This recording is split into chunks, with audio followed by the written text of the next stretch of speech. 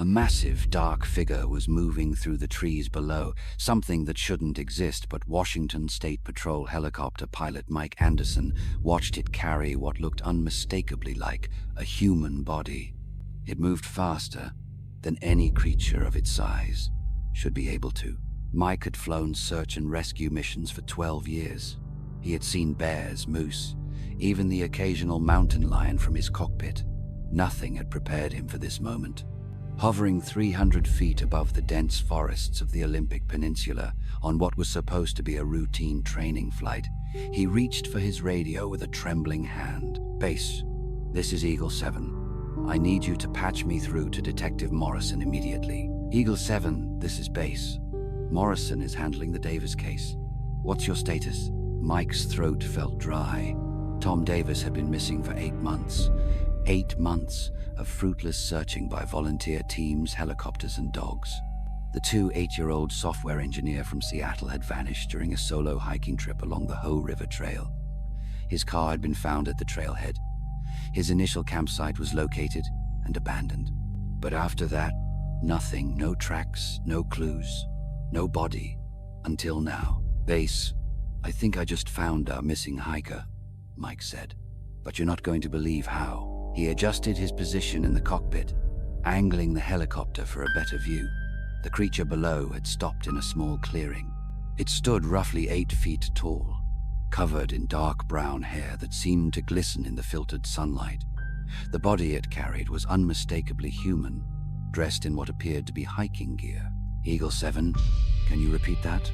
Did you say you've got eyes on Davis?" Mike worked the controls automatically while his mind struggled to process what he was seeing. The creature looked up at the helicopter. Even from 300 feet, Mike could see its face well enough to know this wasn't a bear standing upright. The facial structure was wrong, not human, but primitive. "Ancient. Base. I'm going to need a full search and rescue team scrambled to my coordinates and Detective Morrison on the radio now. I'll try to maintain visual contact." The creature seemed to study the helicopter for a moment, then began moving again. Mike had never seen anything cover ground like it, stepping over fallen logs, ducking under low branches with fluid precision, clearing 30 or 40 feet in a single stride. He pushed the helicopter forward, trying to keep pace. The forest canopy made visual contact difficult, but the creature's sheer size allowed him to track it through gaps in the trees. His training camera was running, automatically recording everything. "Eagle 7, this is Detective Morrison. What's your situation?" Mike had worked with Morrison before on other missing persons cases. The detective was thorough, skeptical, and not prone to wild theories. How could Mike explain what he was seeing? "Detective, I'm tracking a large animal carrying what appears to be human remains through the forest, about 12 miles northeast of the Hoh River Trail. This creature doesn't match any known species in the region." There was a pause.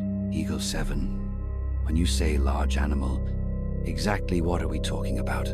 Mike watched the creature move around a steep ravine, its movements purposeful and intelligent. It clearly knew where it was going. "Detective, I need you to understand. I've flown these mountains for over a decade. I know every species that lives in these woods. This is something else entirely." "Mike, just tell me what you're looking at."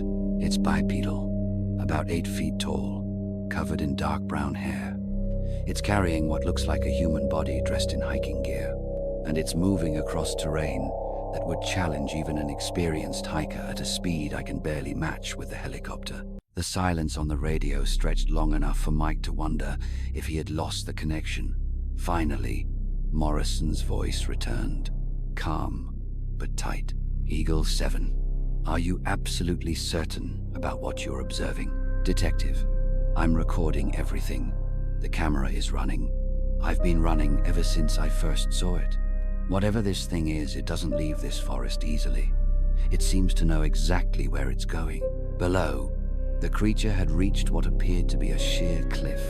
Mike expected it to turn back and find another route, but instead, it began to climb not carefully like a human would, but with the same fluid confidence it had shown while moving through the forest.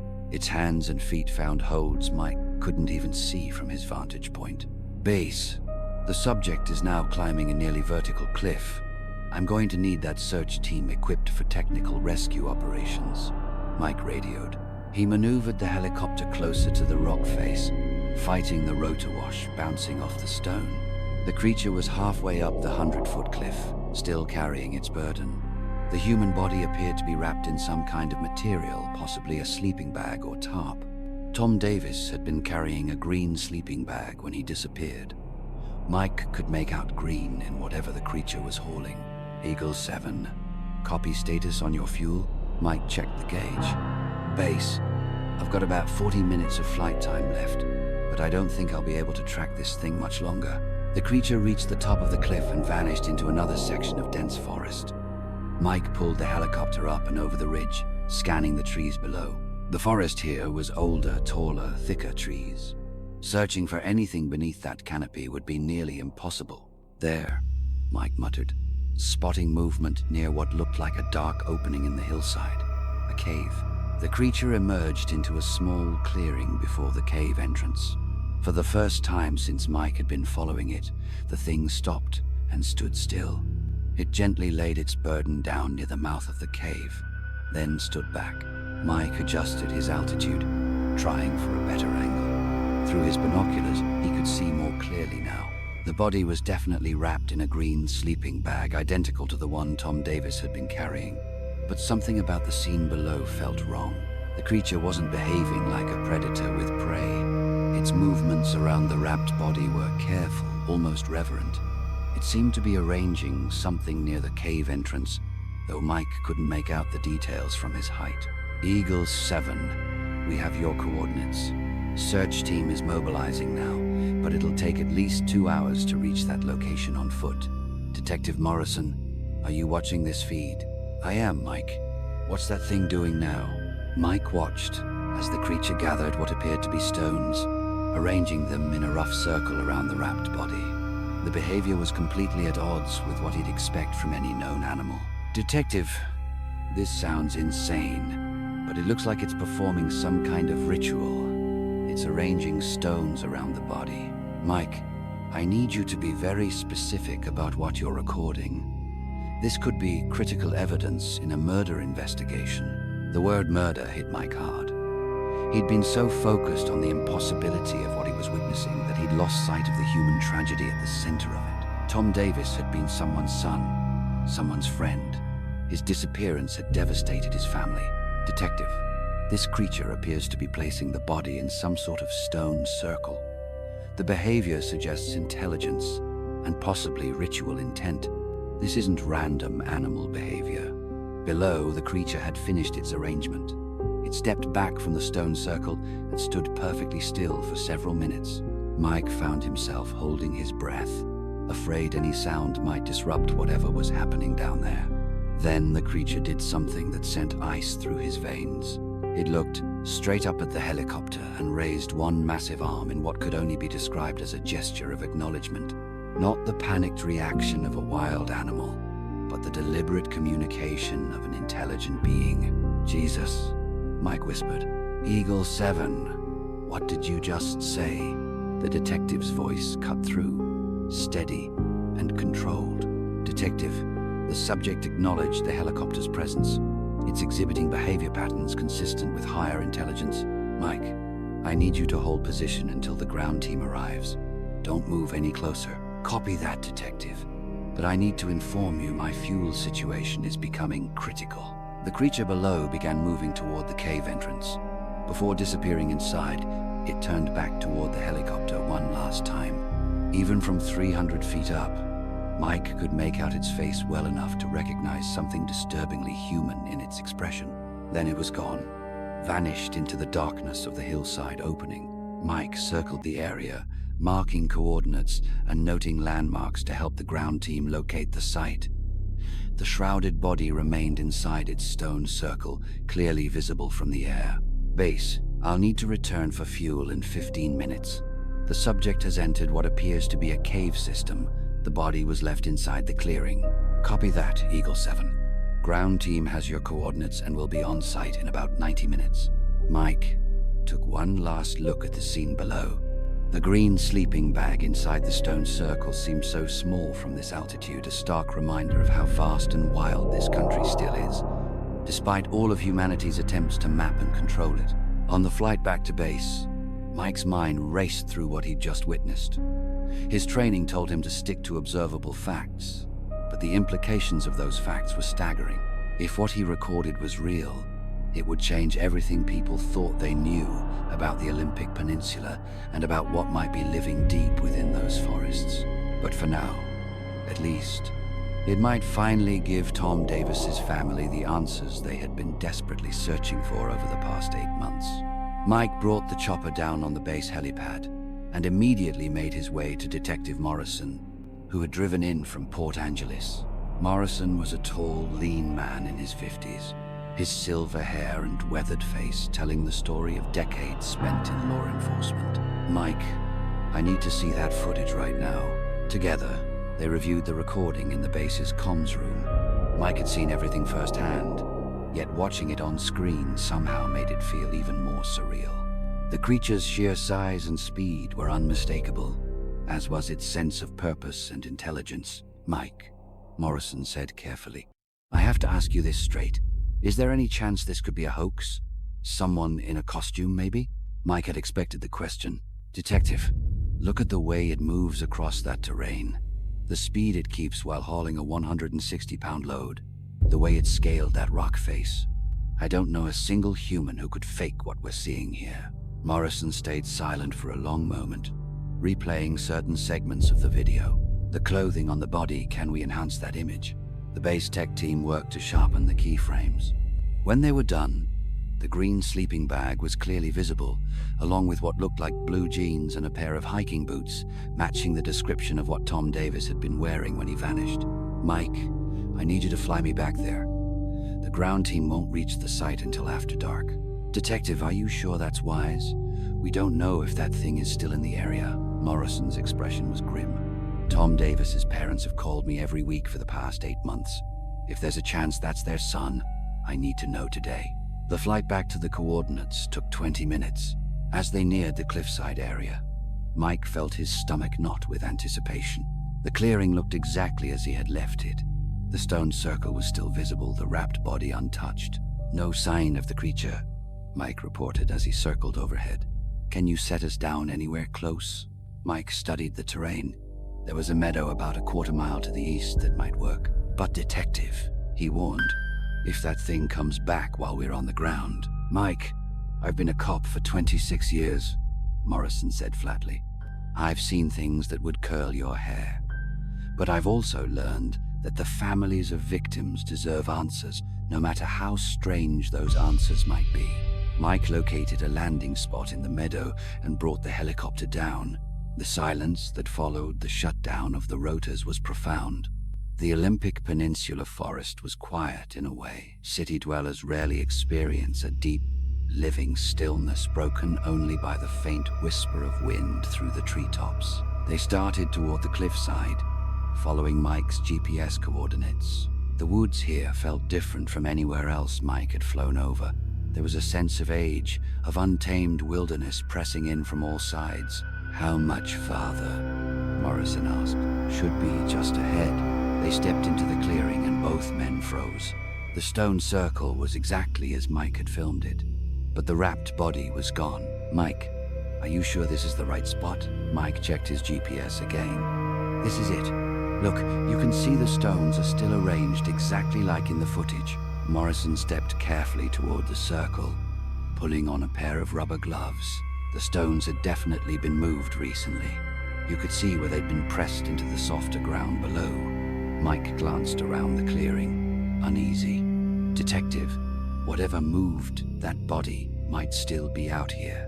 Morrison crouched to study the ground inside the stone circle. "There's a clear impression something heavy was lying here. And look at this." He held up a small shred of green fabric, torn from whatever had been wrapped around the body. "From a sleeping bag," Mike said. "Same color Tom Davis was carrying." Morrison carefully sealed the sample in an evidence bag. "Mike, I need you to photograph every inch of this site. Every stone, every impression, every detail." As Mike went to work, Morrison studied the cave entrance. The dark opening receded farther than he could see. We'll need proper caving gear and a full technical team to explore it. Detective, you think that thing dragged the body inside? Morrison paused, silent for a long moment. Mike, I don't know what to think, but I do know that fabric will go to DNA testing. If it matches Tom Davis, we'll have to figure out what the hell happened here. A deep, resonant sound rolled out of the forest, freezing both men in place. It was almost like a horn blast, but carried an organic quality, something that could only come from the throat of a living creature. We need to leave. Now, Mike said. They made it back to the helicopter without incident, but Mike couldn't shake the feeling of being watched the entire hike back. More than once he caught movement in his peripheral vision, only to find nothing there when he turned. On the flight back to base, Morrison remained unusually silent until he finally spoke over the radio. Mike, I need you to understand how sensitive this situation is. Until we have hard answers, this information cannot go public. I understand, Detective. But what if the DNA matches Tom Davis? Then we'll have to find a way to explain to his family that we found evidence of their son under circumstances that challenge everything we think we know about reality. The test results came back 3 days later. The fabric was confirmed to be from Tom Davis's sleeping bag and carried DNA evidence proving it had been in contact with his body. Over the following weeks, Mike flew repeated search runs over the area, but the clearing remained empty. When the search team finally explored the cave, they found it burrowed deep into the hillside, splitting into multiple chambers and passages, but there was no trace of Tom Davis's body, and no sign of the creature Mike had filmed. The official report listed Tom Davis as deceased, cause unknown. The family was told only that fabric from his sleeping bag had been recovered, providing a form of closure, though the circumstances were kept classified. Mike continued his search and rescue flights, but the forests of the Olympic Peninsula no longer looked the same to him. He found himself studying every shadow, every flicker of movement in the trees below. The official silence surrounding what he had seen weighed heavier with each passing day. 3 months later, during a routine medical evacuation, his radio crackled with an unexpected transmission. Eagle 7, this is base. We've got a report of a missing child, same general area where that incident occurred. 10-year-old boy, separated from his family during a hike. Mike felt his stomach tighten. Send me the coordinates. The location was less than 5 miles from the cave where the creature had vanished. Eagle 7, how soon can you be on scene? Mike banked the helicopter sharply, already changing course. Base, I'm 15 minutes out. On the ground yet? Affirmative. But given the terrain and the fact the child's been missing 6 hours, they're requesting air support to widen the search. As Mike closed in on the area, his eyes swept the forest below, not just for a lost child, but for any sign of the massive figure he'd tracked through these woods months earlier. The thought of a 10-year-old alone out here was terrifying under normal circumstances. Knowing what might be stalking these forests made it almost unbearable. For 4 hours, he combed the tree canopy, coordinating with 3 ground teams. As the sun began to set, the chances of finding the boy alive dropped steadily. Nighttime temperatures in these mountains could be deadly without proper gear. Eagle 7, this is ground team 2. We've got something here. Mike's radio crackled with tension in the team leader's voice. Ground team 2, what's your status? We found what appears to be a child's jacket hung on a tree branch about 12 feet up. No way the boy could have put it there himself. A chill cut through Mike that had nothing to do with the mountain air. Ground team 2, confirm your coordinates. Location is less than a mile from the cave. Base, I'm moving to ground team 2's position now. As Mike closed in, he could see searchlights piercing the canopy below. The team stood in a small clearing, staring up at something high in the branches. Eagle 7, can you light up the area? Mike triggered the helicopter's searchlight, flooding the clearing with harsh white light. There, dangling from a branch no human could reach without climbing gear, hung a small green jacket. But it hadn't been tossed there. It had been carefully draped, arranged almost deliberately. All ground teams, be advised we may be dealing with something other than a standard missing child case. Mike expanded his search pattern, circling wider. If the creature he'd seen months ago was involved, the child could be anywhere within miles. Eagle 7, this is Ground Team 1. We've got fresh tracks here. Doesn't match any known animal. The radio chatter continued as teams compared notes. Massive footprints, impossible stride lengths, and most disturbing of all signs that something had been moving through the forest while carrying a heavy load. Mike felt sick. Was he about to witness the same tragedy that had claimed Tom Davis? Base, I need you to contact Detective Morrison immediately. Tell him we may have a situation tied to the Davis case. As if in answer, Mike caught movement below, something large moving through the trees. But this time, it wasn't running. It was walking slowly, deliberately tracking what looked like a game trail. Base, I have visual contact with a moving figure in the forest. Requesting instructions. Eagle 7, maintain distance but don't lose visual contact. Mike tracked the creature as it moved through the forest. Unlike the previous encounter, this time felt different. The creature's movements were less hurried, more deliberate, and it didn't seem to be carrying anything. It led Mike to another clearing, this one centered around a massive fallen tree. Through his binoculars, Mike watched as the creature approached what looked like a small figure sitting against the log. My God, it's the kid, Mike whispered. The boy was alive, sitting upright, seemingly unharmed. The creature slowly moved closer, then gently lifted him off the ground. But instead of taking him away, it began walking back toward the search teams, bringing the missing child with it. Mike could hardly believe what he was seeing. The creature was returning the lost boy. Ground teams, be advised, Mike radioed. The child is approaching your position from the northeast. Do not approach the creature carrying him. Let it complete the approach through the trees. Mike watched the creature move toward the glow of the searchlights. When it reached the edge of the clearing, it carefully set the boy down, then melted back into the darkness. The child was found, sitting at the edge of the open ground, cold and frightened, but otherwise unharmed. He told the search teams a hairy man had found him after dark and kept him warm beside the fallen tree. When asked about the coat hanging nearby, the boy explained the hairy man had placed it there so the helicopter could spot them. Mike flew the boy and a medic back to base, where he was reunited with his frantic parents. The official report credited his survival to luck and the dedication of the search teams. No mention was made of the creature that had truly saved his life. That night, Mike met Detective Morrison at an all-night diner in Port Angeles. Mike, Morrison said, stirring his coffee, I've been thinking about what you witnessed today and what happened to Tom Davis. I think we're dealing with something that challenges our fundamental assumptions about intelligence and behavior in unknown species. Mike tried to process everything he'd seen. Detective, that thing saved that boy's life. It could have just left him to die out there, but instead, it kept him warm and brought him back to us. Morrison nodded. That shows a level of moral reasoning we don't usually associate with animals. But Mike, here's what worries me.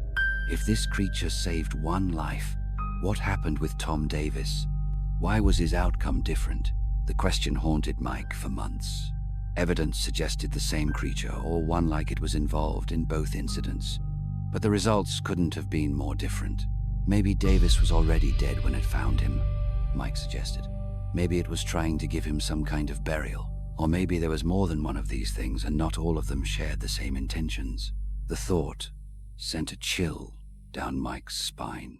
The idea of multiple unknown creatures roaming the Olympic Peninsula, some benevolent, others possibly dangerous, was almost too much to consider. Over the next year, Mike continued his search and rescue flights, but each pass over the deep wilderness carried a new awareness. He had seen enough to know humans were not alone in those mountains, and that the relationship between species sharing this wild land was far more complex than anyone imagined. The footage of the creature carrying Tom Davis's body remained classified, locked away in files few would ever see.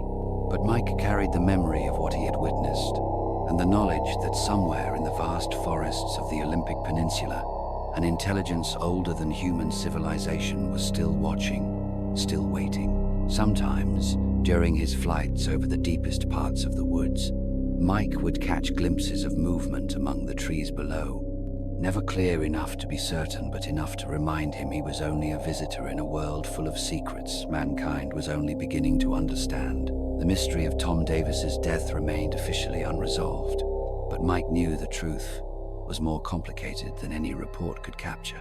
In a forest where ancient intelligence still moves through the shadows, the line between victim and honored dead, between predator and protector, is as mysterious as the creatures themselves. And as Mike flew his missions across the Olympic Peninsula, he carried with him the weight of having seen something that defied the boundaries of the known world. Sometimes, in the deepest, most remote parts of the forest where few had ever dared to go, he could almost feel eyes watching him from the darkness below. Eyes as old and as knowing as the mountains themselves.